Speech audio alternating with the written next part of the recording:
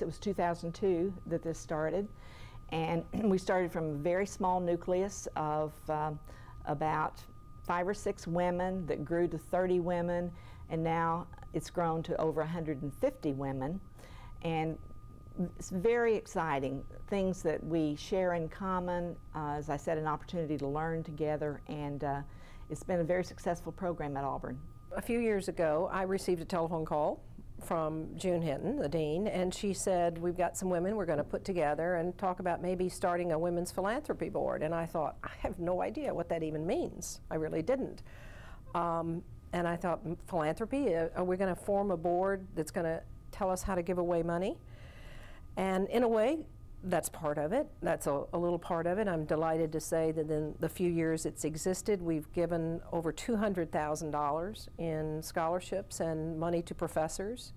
And that's remarkable for a little organization that started, I think, with 7 or 8 women and has grown and grown and grown. And it's been extremely exciting. I don't think I've ever had a connection with anything that grew as quickly as this. We thought it was a good reason to get women together to learn together, and also to serve as mentors for our students who have so much to learn, of course, from these women leaders who have been so successful in their lives.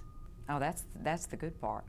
Of course, it's an outgrowth of College of Human Sciences, and because so many things that they teach and the things that they deal with, the things that they're, you know, the war on hunger, or their strong belief that you have to have an international focus before your education is really complete, those kind of things. The students really gain from that.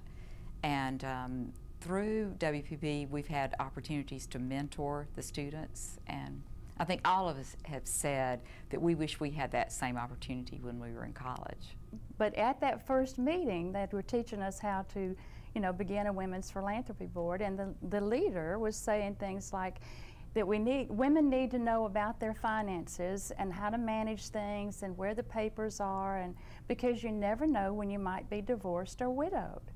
And I remember sitting there so smug that, well, that won't happen to me. I married a financial genius. I'm not going to be divorced. He's taking care of everything.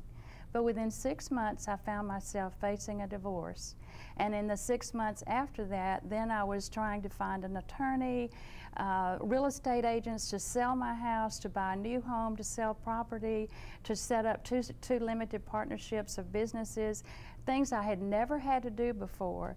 And being in the Women's Philanthropy Board, going to the spring symposiums, hearing the speakers that taught us about managing money, making money, spending money, and giving money, I just felt confident that I could do it all. Plus, I had met all these new friends in the Women's Philanthropy Board that were supportive. I wanted Alabama Power to be a corporate partner because it didn't take me long to figure out they should do this. The first program I went to, because we share the same vision. Women's Philanthropy Board promotes leadership, philanthropy, education, and that's the same type of things that Alabama Power promotes and believes in. Plus, we want to give opportunities to women too. I decided that I wanted to give a scholarship. I was already giving money, and that was a pleasure. I've learned that it is truly a joy to give. But then I thought that to give a scholarship, which I never thought I could afford, but when they explained that it's $5,000 a year for 5 years, and then it's an endowed scholarship, and I thought, well, I can do that. And so I named a scholarship in the honor of my mother. So we already have our first recipient, and I've met her, and my mother would love her.